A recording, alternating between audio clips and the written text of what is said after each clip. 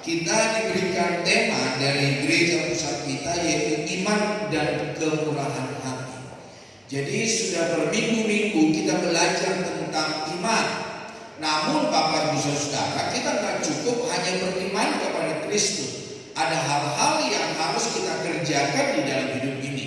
Jadi yang artinya nggak cukup hanya ke gereja, nggak cukup hanya dibaptis, nggak cukup hanya menyebut diri orang Kristen, nggak cukup hanya melayani Tuhan, tetapi ada hal-hal yang harus kita kerjakan di dalam hidup kita sebagai orang percaya. Makanya saya seringkali berkata, menjadi orang Kristen itu gampang. Datang ke gereja, dibaptis, terima Yesus Kristus menjadi Tuhan. Tetapi menjadi orang Kristen yang sejati, yang hidup di dalam kebenaran firman Allah itu tidak gampang. Nah, itu ada keputusan di tangan kita, mau atau tidak, Bapak Ibu Saudara. Nah, Bapak Ibu Saudara kekasih Tuhan, kita akan melihat di dalam Injil Lukas pasal yang ke-6, Injil Lukas pasal yang ke-6 ayat 27 sampai 36 yang diberikan tema kita iman dan kemurahan hati. Di dalam Injil Lukas pasal yang ke-6 ayat yang ke-27 sampai ayat yang ke-36. Sudah ketemu? Coba kita baca bersama. 2, 3. Tetapi kepada kamu yang mendengarkan aku berkata, kasihilah musuhmu, berbuatlah baik kepada orang yang membenci kamu, mintalah berkat bagi orang yang mengutuk kamu, berdoalah bagi orang yang mencaci kamu. Barang siapa menampar pipimu yang satu, berikanlah juga kepadanya pipimu yang lain. Dan barang siapa yang mengambil jubahmu, biarkan juga ia mengambil bajumu. Berilah kepada setiap orang yang meminta kepadamu, dan janganlah meminta kembali kepada orang yang mengambil kepunyaanmu. Dan sebagaimana kamu kehendaki supaya orang berbuat kepadamu, perbuatlah juga demikian kepada mereka. Dan jikalau kamu mengasihi orang yang mengasihi kamu, apakah jasamu? Karena orang-orang berdosa pun mengasihi orang-orang yang mengasihi mereka. Sebab jikalau kamu berbuat baik kepada orang yang berbuat baik kepada kamu, apakah jasamu? Orang-orang yang berdosa pun berbuat demikian. Dan jikalau kamu meminjamkan sesuatu kepada orang karena kamu berharap akan menerima sesuatu daripadanya, apakah jasamu? Orang-orang berdosa pun meminjamkan kepada orang-orang berdosa supaya mereka menerima kembali sama banyak. Tetapi kamu kasihilah musuhmu dan berbuatlah baik kepada mereka dan pinjamkan dengan tidak mengharapkan balasan, maka upahmu akan besar dan kamu akan menjadi anak-anak Allah yang Maha Tinggi, sebab Ia baik terhadap orang-orang yang tidak tahu berterima kasih dan terhadap orang-orang jahat.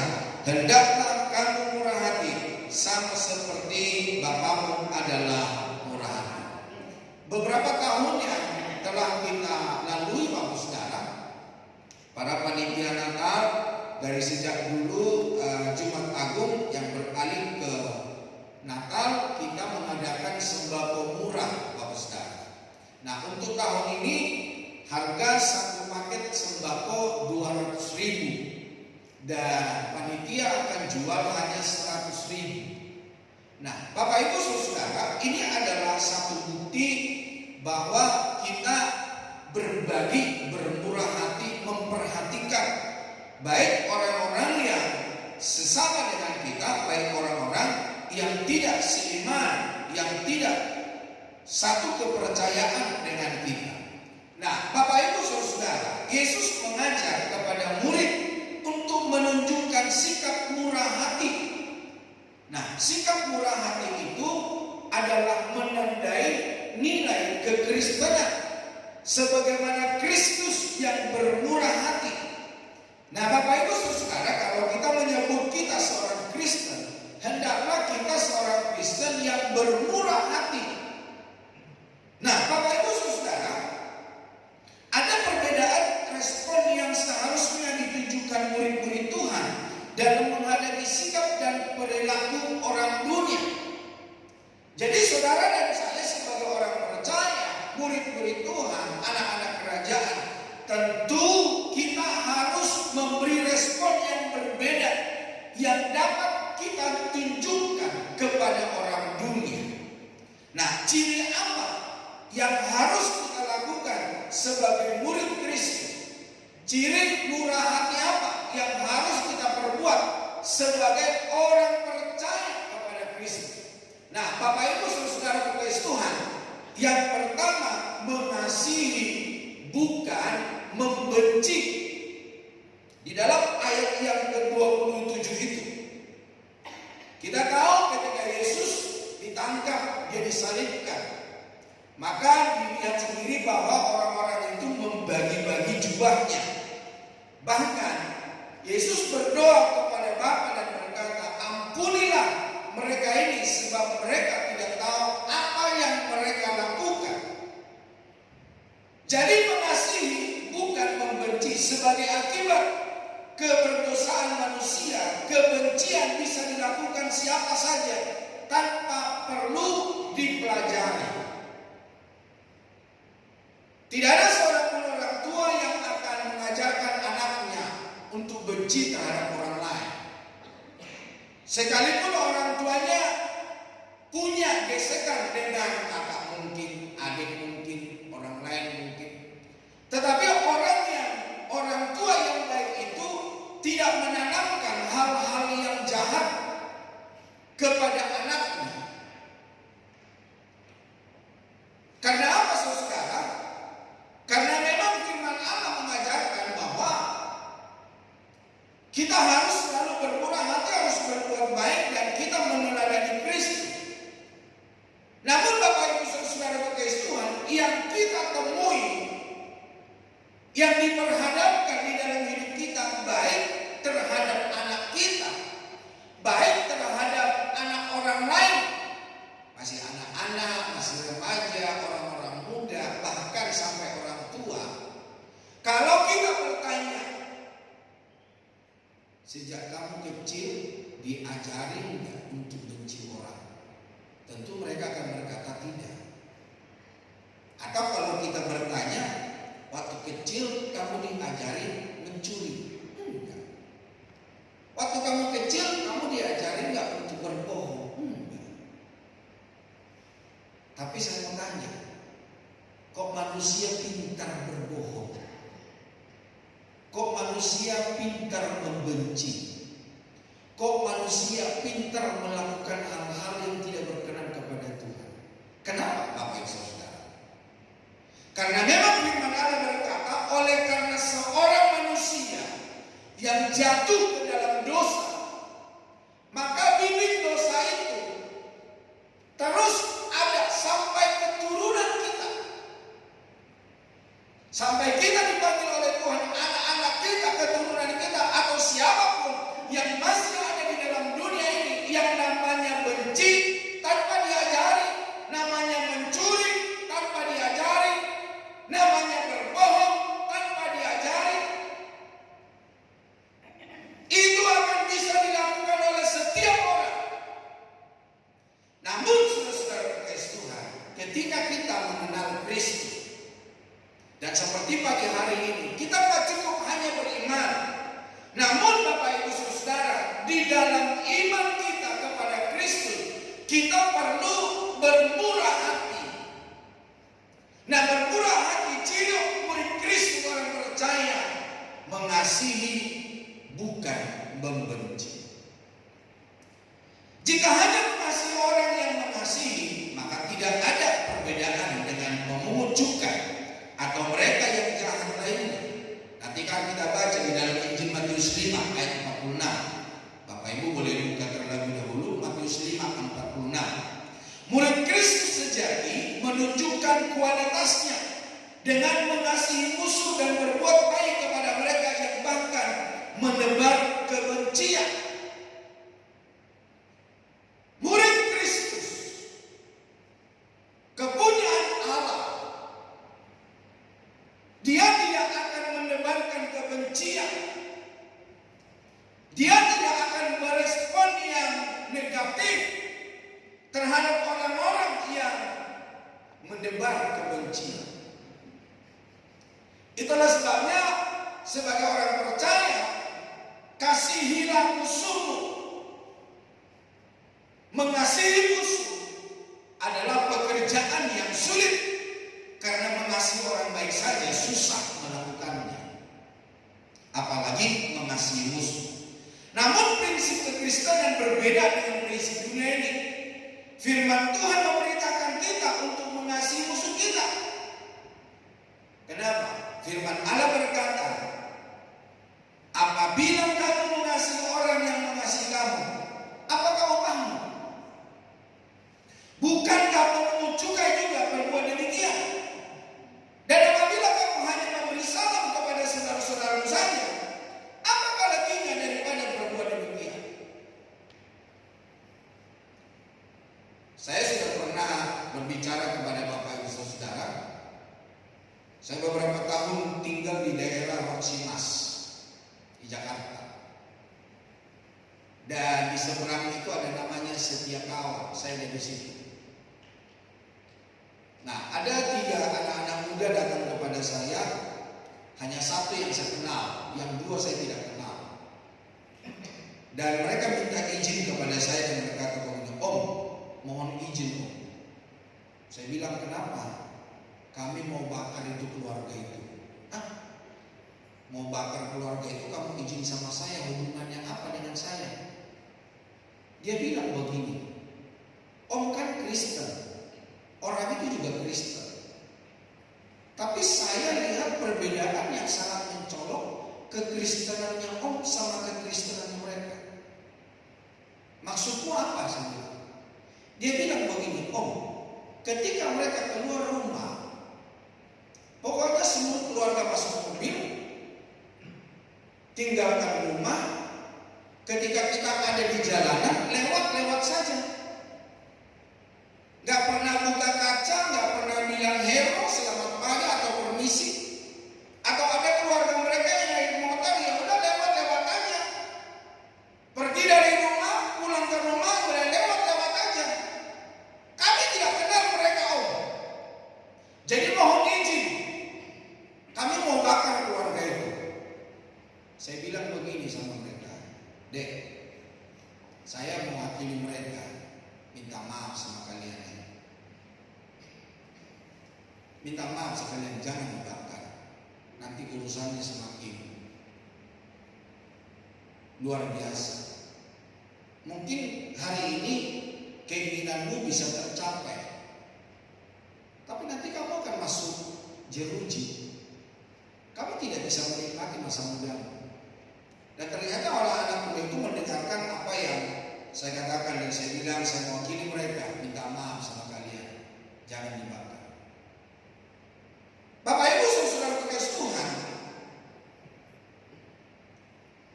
saya tidak tahu ya. Mungkin kita tidak tahu apakah ada tetangga kita, anak-anak muda di sekitar rumah kita yang punya rencana seperti itu, saya tidak tahu. Tapi ini yang saya dapatkan dari orang-orang muda, dari masyarakat, saudara.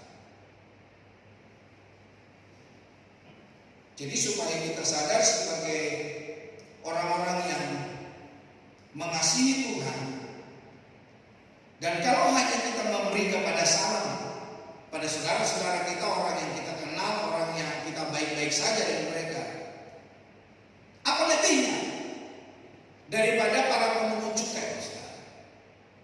Yesus mengajarkan saudara dan saya lebih daripada pemungut cukai. Yesus mengajarkan saudara dan saya untuk meninggalkan hal-hal yang apa dilakukan oleh dunia. Seminggu yang lalu saya pelajaran kepada satu perusahaan, dan kebetulan dalam perusahaan itu waktu saya nyampe tempat tidur habis, dan saya tidur dengan seorang yang tidak seiman dengan saya. Namun saya dapat menilai, saudara, perbedaan orang percaya dengan tidak orang percaya. Jadi dia masuk ke ruangan membisu, dia keluar ruangan membisu, masuk ke kamar mandi membisu, tidur membisu. Ya hanya saya yang dapat mengajak dia untuk ngobrol, dan apa yang saya tanya dia jawab, itu pun nyaris tak terdengar. Nah, Bapak Ibu Saudara kekasih, sebagai orang percaya bukan hanya mengasihi orang yang baik, tetapi mengasihi musuh memberikan salam kepada banyak orang. Nah, mengapa kita mengasihi? Untuk menghilangkan rintangan doa, untuk menghilangkan penghalang doa. Kalau kita tidak mengasihi, kalau kita tidak mengampuni, kalau kita jengkel terus, benci terus, maka itu yang menjadi penghalang doa untuk kita. Di dalam Matius 5 ayat 23 dan 24. Matius 5 ayat 23 dan 24. Ada di multimedia. Boleh Bapak Ibu sama-sama baca, dikatakan apa? Sebab itu jika engkau mempersembahkan persembahanmu di atas mezbah, dan engkau teringat akan sesuatu yang ada dalam hati saudara terhadap engkau, tinggalkanlah persembahanmu di depan mezbah itu dan pergilah berdamai dahulu dengan saudaramu, lalu kembali untuk mempersembahkan persembahanmu itu. Berapa banyak persembahan yang Bapak Ibu berikan kepada Tuhan? Apakah melalui uangmu? Apakah melalui waktumu? Apakah melalui mulut dengan ucapan syukur kepada Tuhan? Namun pertanyaannya begini, Tuhan berkenan apa tidak? Tuhan menerima persembahan kita apa tidak? Karena di dalam Injil Matius pasal 5 ini berkata, tinggalkan dulu persembahanmu dan berdamai. Jadi kalau engkau tetap memelihara kebencian, kalau engkau tetap memelihara kemarahan di dalam hidupmu, ya berarti persembahanmu tidak berkenan kepada Tuhan. Sia-sia kepercayaanmu, sia-sia keperibadatanmu. Hari ini Bapak Saudara, setiap kita yang ada pagi hari ini supaya apa? Kita menghilangkan, meninggalkan segala kebencian dan kita hidup di dalam kebenaran firman Allah. Apapun yang kita persembahkan kepada Tuhan, semua berkenan kepada Tuhan. Karena apa? Sekali lagi, apa yang menjadi penghalang itu juga menjadi penghalang bagi kita untuk menerima berkat Tuhan. Ada yang hafal tentang doa Bapa kami? Bapa kami di dalam surga, dikuduskanlah namamu, datanglah kerajaanmu, jadilah kehendakmu di bumi seperti di surga. Berilah kami hari ini makanan kami yang secukupnya, dan ampunilah kesalahan kami seperti kami juga mengampuni orang yang bersalah kepada kami.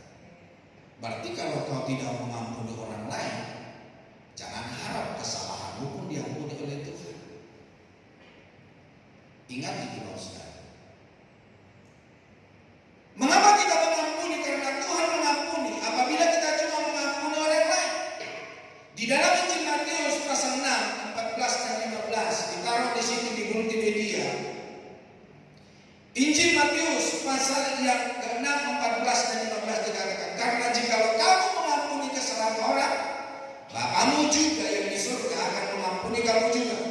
Tetapi jikalau kamu tidak mengampuni orang, Bapamu juga tidak akan mengampuni kesalahanmu. Jadi pengampunan itu ternyata ketika kita percaya kepada Kristus Yesus, itu tergantung kita. Jadi kalau mau diampuni, ya udah mengampuni. Kalau tidak mau diampuni, ya udah tetap hidup dalam kebencian, tetap hidup dalam kutuk, tetap hidup di dalam tidak berkenan kepada Tuhan. Yang kedua, Bapak Saudara, memberkati bukan mengutuk. Murid Kristus juga diajar untuk memberi respon yang benar ketika ada orang lain yang bertindak jahat. Ada orang berkata begini, aku kutuk engkau. Yang dulu hidupmu benar enggak? Kalau hidupmu enggak benar, kutukmu itu akan kembali kepadamu. Di dalam Amsal Sulaiman ayat 22, Amsal Sulaiman pasal 22 ayat yang keempat, ganjaran kerendahan hati dan takut akan Tuhan adalah kekayaan, kehormatan, dan kehidupan. Pasal 16 ayat 22, orang yang sabar besar pengertiannya, tetapi siapa yang cepat marah membesarkan kebodohannya. Kalau Bapak Ibu cepat marah dan kalau engkau masih marah terus dari terbit matahari sampai terbenamnya, berulang-ulang terus menerus, berarti firman Allah berkata engkau sedang membesarkan kebodohanmu. Engkau sedang menunjukkan kebodohanmu. Engkau sedang memproklamirkan bahwa engkau seorang yang bodoh. Saya yakin kita semua yang ada di tempat ini bukan orang bodoh, semua orang pintar. Amin, Bapak Saudara. Karena kita adalah tebusan Kristus, kita orang-orang percaya. Di dalam Amsal 16 ayat 32, orang yang sabar melebihi seorang pahlawan, orang yang menguasai dirinya melebihi orang yang merebut kota. Makanya dibilang begini, musuh seseorang itu sebetulnya bukan orang lain. Musuh seseorang itu adalah dirinya sendiri. Karena banyak orang berselisih, banyak orang bermusuhan. Karena apa? Tidak bisa mengekang dirinya. Coba hal-hal yang terjadi di luar gereja ini, antara bangsa, antara sesama penduduk Indonesia, sebetulnya bunuh-membunuh itu tidak akan terjadi ketika apa? Ketika setiap orang dapat menguasai dirinya. Negara sama negara tidak akan berperang kalau apa? Setiap orang yang ada di dalam negara itu dapat menguasai dirinya. Suami istri tidak akan bisa terjadi yang namanya KDRT.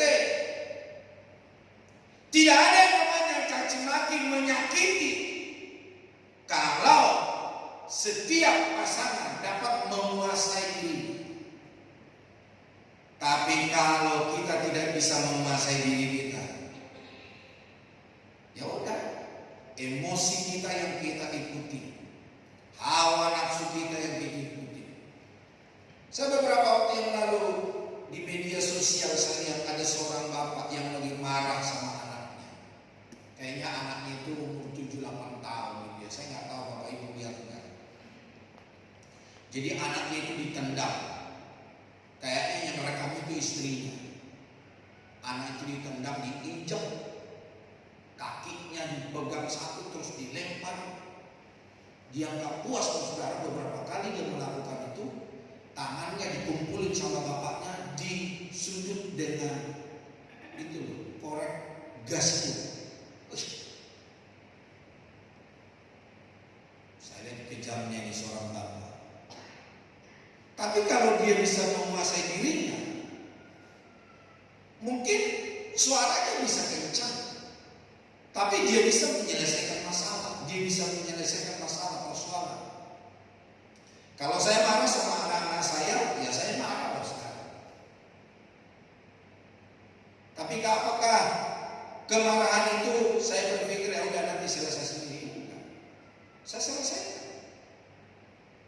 Saya pun minta maaf sama anak saya ketika saya marah. Dan kalau saya mau pukul, dulu waktu mereka masih kecil, waktu saya pukul janjian, ya kalau kamu nggak nurut, Papa harus pukul kamu. Itu juga ada peringatan 1, peringatan 2, peringatan 3. Apakah terus saya biarkan? Enggak. Saya bertanya, kamu tahu kenapa Papa pukul kamu? Iya, karena aku salah. Dan kita juga udah janji. Akhirnya saya suruh dia berdoa. Ketika saya suruh berdoa, amin, saya pun berdoa buat dia. Saya peluk dia, saya tumpangkan tangan buat dia, saya berkati dia. Dan saya bilang, nah, Papa minta maaf. Papa sebetulnya gak mau mukul kamu.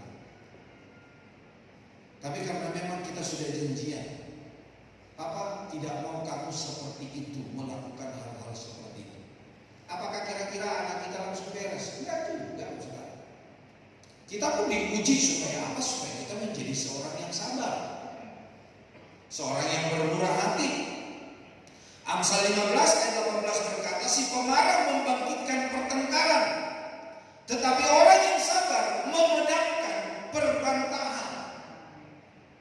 Si pemarah itu akan mencari-cari yang tidak ada hubungannya, ya udah dicari-cari supaya apa? Supaya tetap berbantahan. Gitu ya. Jadi Bapak Ibu Saudara, pada hari ini kita menghidupi kebenaran firman Tuhan. Di dalam Roma 12 ayat 14, Roma 12 ayat 14 berkata begini.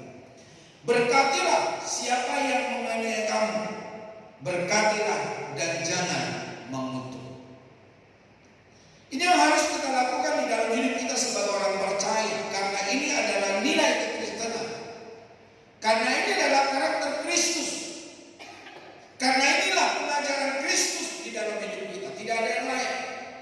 Tidak ada tawar-menawar. Tindakan memberkati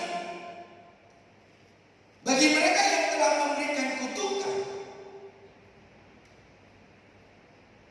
Kutuk dosa telah dipatahkan Kristus di kayu salib, dan berkat keselamatan itulah yang kita berikan. Karena kita yang tadinya orang terkutuk telah diberkati oleh Tuhan. Dan ketika kita memberkati orang lain, itu adalah nilai sebuah kekristenan di dalam hidup kita. Makanya sekali lagi kita nggak cukup hanya beriman, tapi bermurah hati. Bermurah hati bukan hanya berbagi duit, berbagi harta, tapi bermurah hati dari segala sesuatu yang Tuhan percayakan di dalam hidup kita. Tindakan berikutnya adalah mendoakan mereka yang berbuat jahat terhadap kita. Mendoakan pertobatan dan pintu hati yang terbuka kepada pengenalan akan Kristus. Mendoakan supaya apa? Supaya kutukan Kristus tidak terjadi.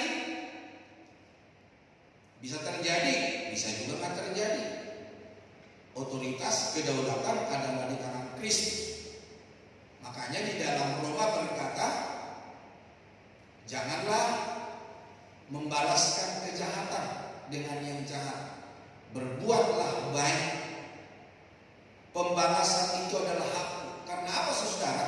Ketika kita tetap berbuat baik, ketika kita tetap tidak membalaskan kejahatan orang, firman Allah berkata, bagaikan kita menaruh bara api di atas kepala orang itu.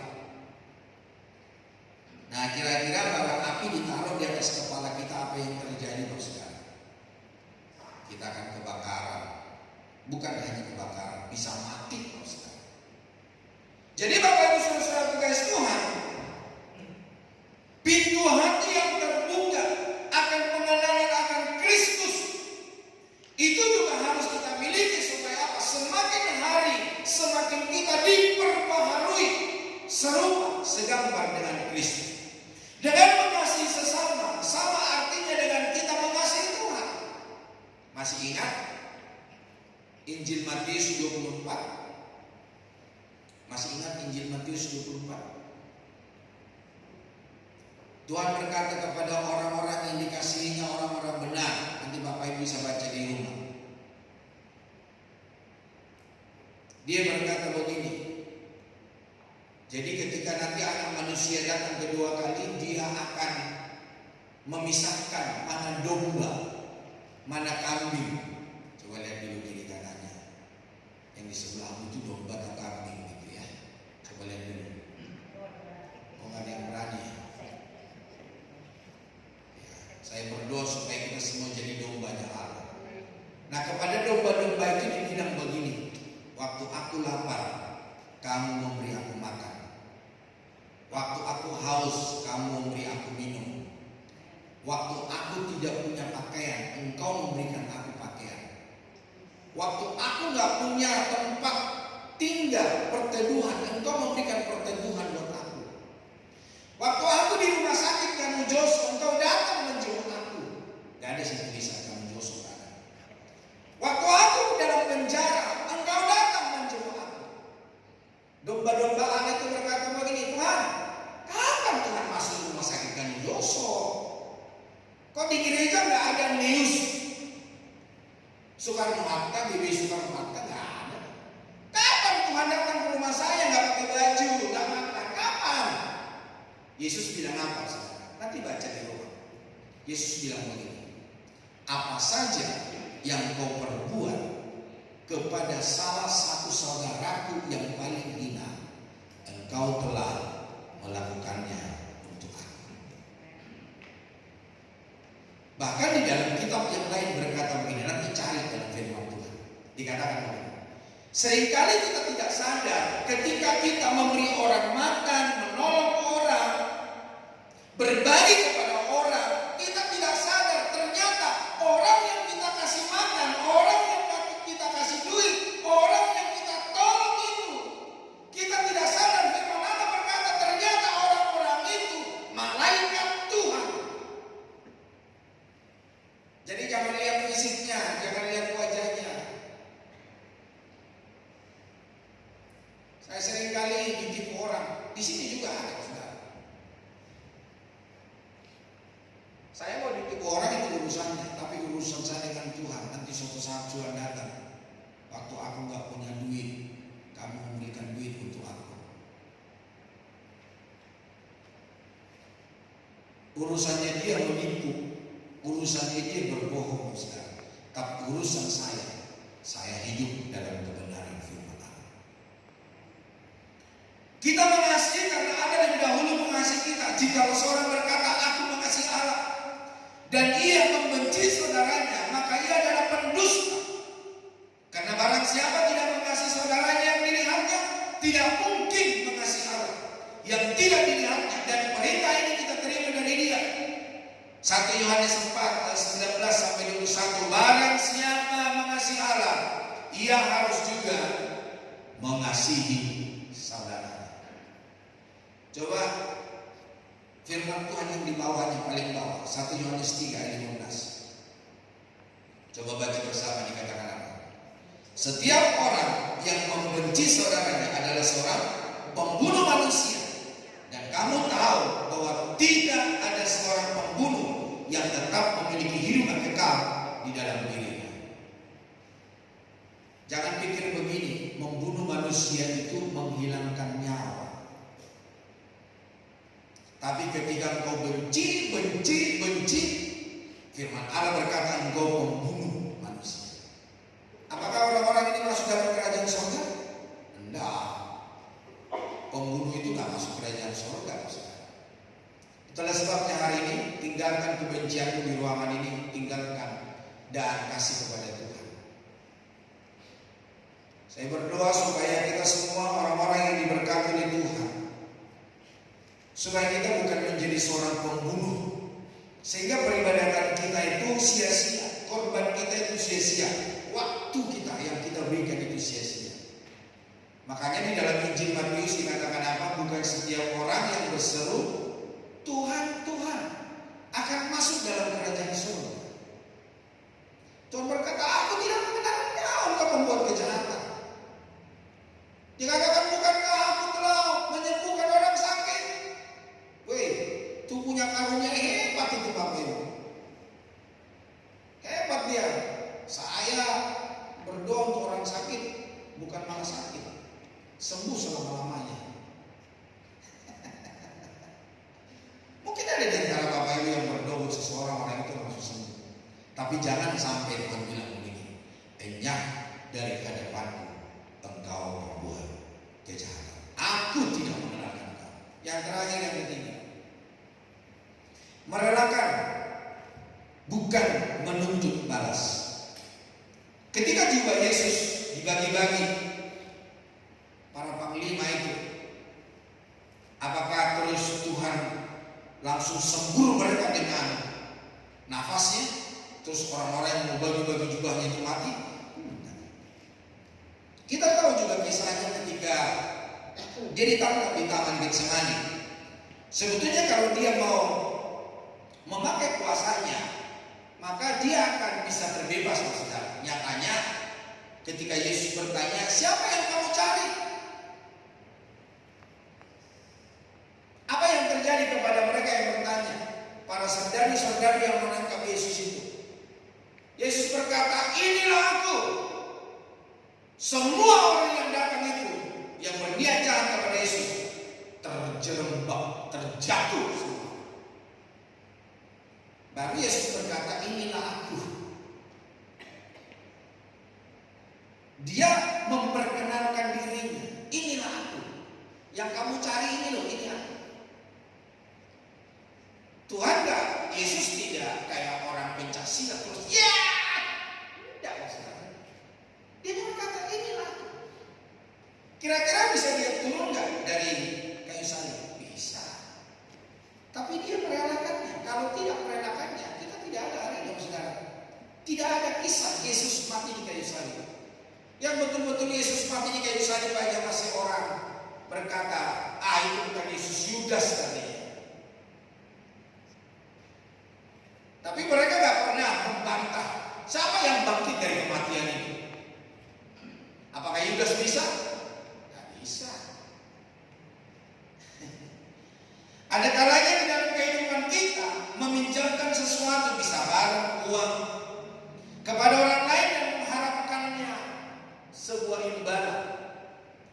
Tetapi Yesus berkata supaya kita tidak menuntut imbalan. Ada quotes yang berkata, Deborah Regal, melepaskan bukan berarti kamu tidak peduli lagi dengan seseorang.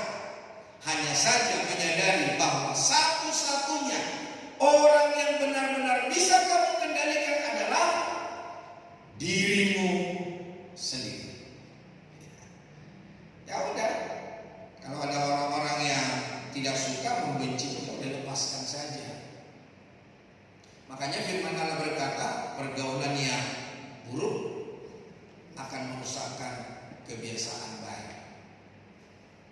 Saya suka berkata kepada Bapak Ibu, apalagi di komsel saya bilang, kalau saya mengajarkan kejahatan kepada Bapak Ibu, tinggalkan saya.